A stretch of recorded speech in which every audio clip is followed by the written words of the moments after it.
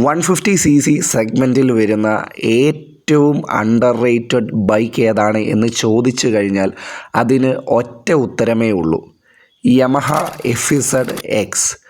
കാരണം യമഹയുടെ തന്നെ FZSൻ്റെ അതേ എൻജിൻ തന്നെയാണ് FZXലും ഉപയോഗിച്ചിരിക്കുന്നത്. വണ്ടിയുടെ ഡിസൈൻ ഒരു ക്ലാസിക് റെട്രോ ലുക്കാണ് എങ്കിലും യുവാക്കൾക്ക് അതിൻ്റെ ഡിസൈൻ ഇഷ്ടപ്പെട്ടില്ല എന്നുള്ളതാണ് സാരം.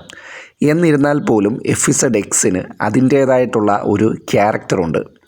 ഏറ്റവും മികച്ച seating position, pillion comfort, riding comfort, handling, mileage, power തുടങ്ങിയ ഒരുപാട് ഘടകങ്ങൾ ഒരുമിച്ച് വന്നൊരു മോഡലായിരുന്നു യമഹയുടെ FZX.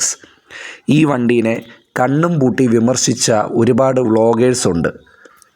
ആ വ്ളോഗേഴ്സിന് കൊടുക്കാനുള്ള മറുപടി എന്താണ് എന്ന് വെച്ച് കഴിഞ്ഞാൽ, ഈ ബൈക്ക് നിങ്ങൾ മിനിമം 2 ആഴ്ചയെങ്കിലും പേഴ്സണലായി ഉപയോഗിച്ച് നോക്കുക.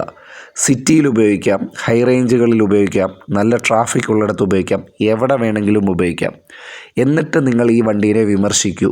വിമർശിക്കുന്നത് ഒരിക്കലും തെറ്റല്ല, പക്ഷേ ഏറ്റവും മികച്ച യമഹയുടെ ഒരു മോഡലാണ് വ്ളോഗേഴ്സിൻ്റെ വിമർശനം കാരണം അണ്ടർ റേറ്റഡായി പോയിട്ടുള്ളത് എന്നുള്ളതാണ് വാസ്തവം. ഏകദേശം 50 മുതൽ 55 കിലോമീറ്റർ മൈലേജ് വരെ FZXന് കിട്ടുന്നുണ്ട്. ഇതിൻ്റെ സ്വീറ്റ് സ്പീഡ് എന്ന് പറയുന്നത് 60 കിലോമീറ്ററിനും 80 കിലോമീറ്ററിനും ഇടയിലാണ്. ഈ ബൈക്കിനെ പറ്റി എന്താണ് നിങ്ങളുടെ അഭിപ്രായം?